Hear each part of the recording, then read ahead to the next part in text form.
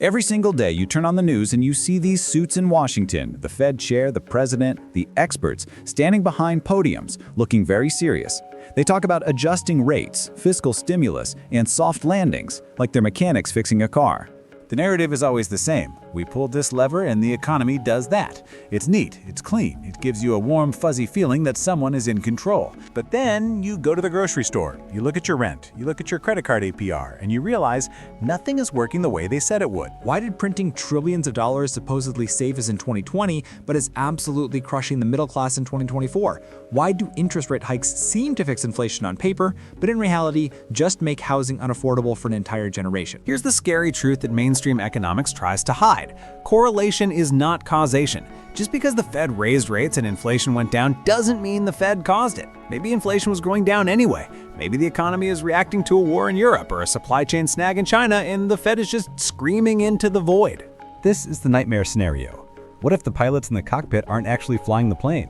What if they are just passengers like us, furiously mashing buttons that aren't connected to anything while the plane flies itself?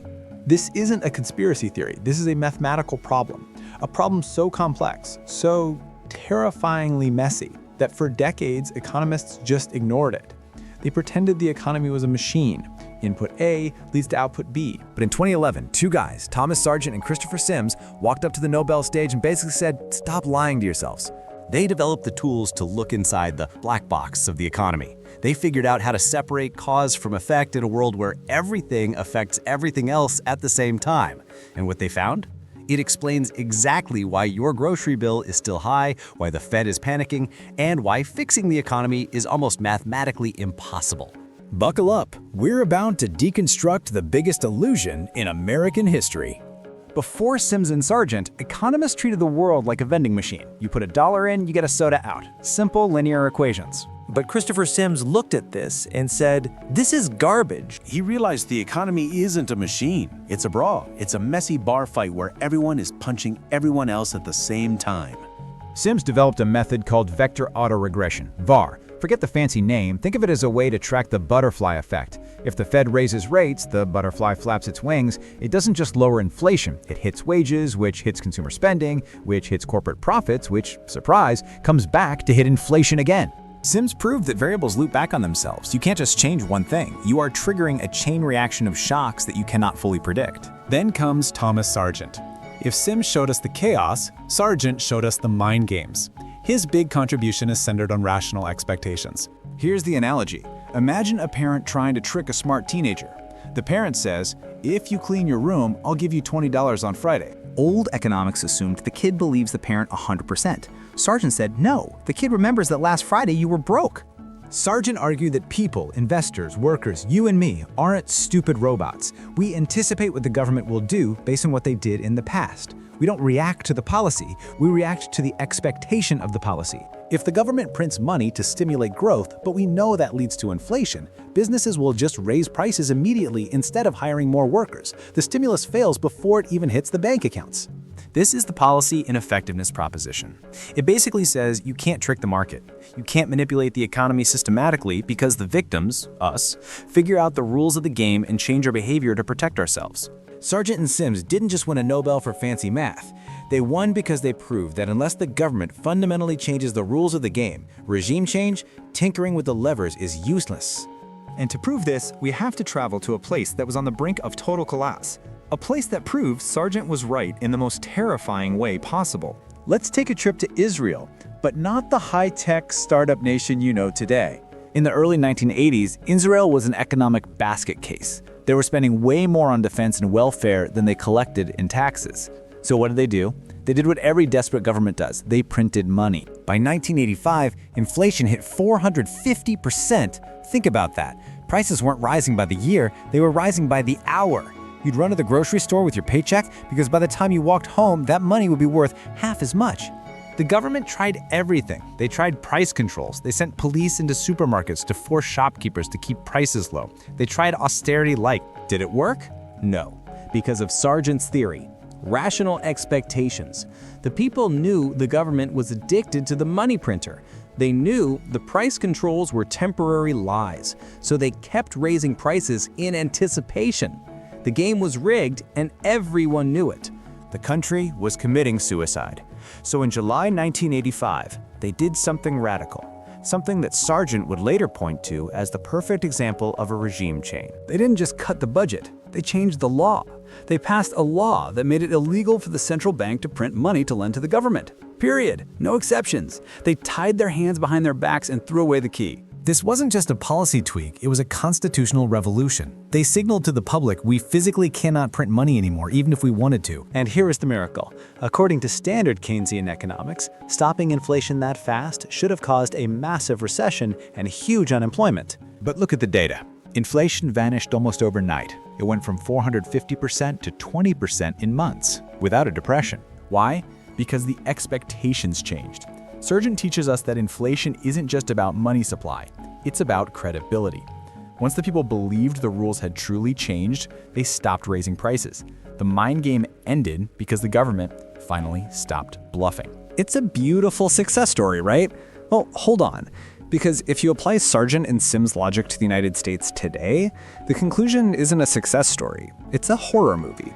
Here's the catch. The Israel miracle worked because the government and the central bank were on the same team. They both stopped the party at the same time. But Sargent and Sims realized there is a darker side to rational expectations. It's like antibiotic resistance. The more you use a policy to trick the economy, the faster the market builds immunity to it.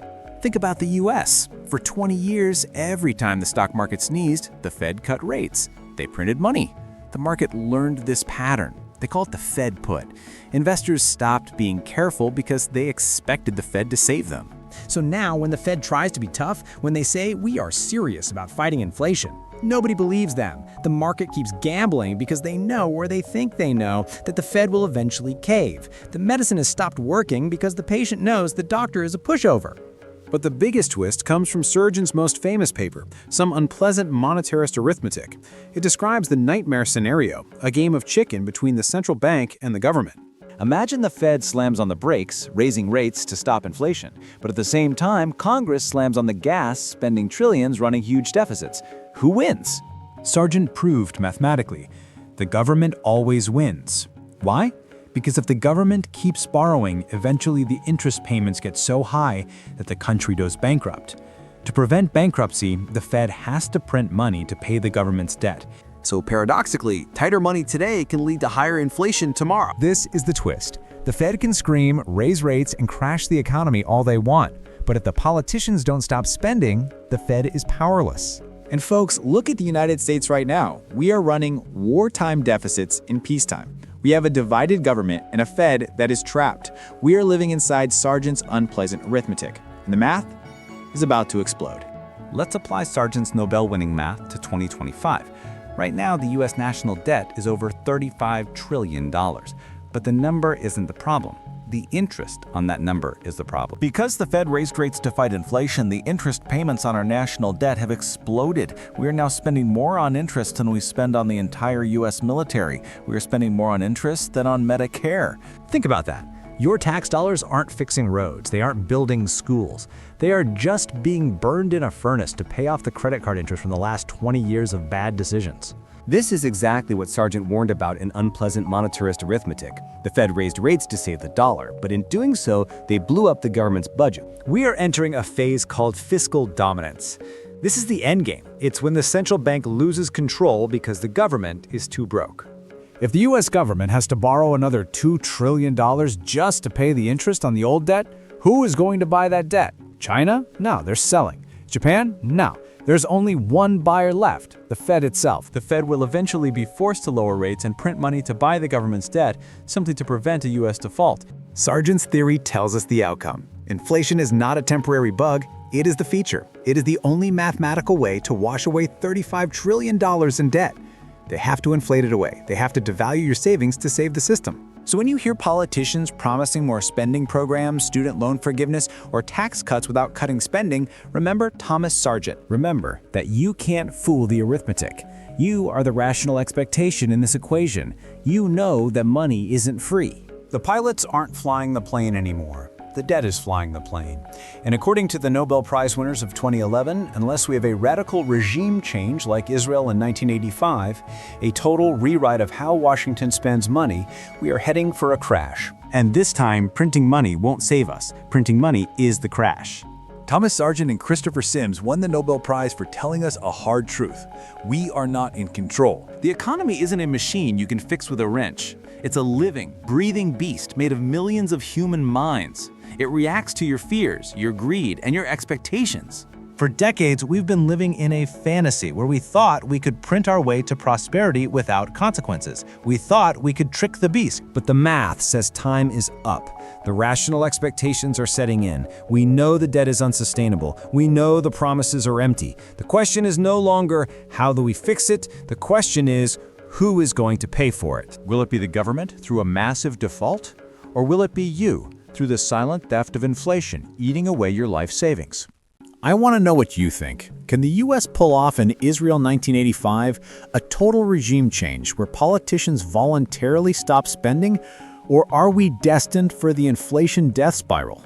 Let me know in the comments. Type miracle if you think we can fix it, or crash if you think it's over.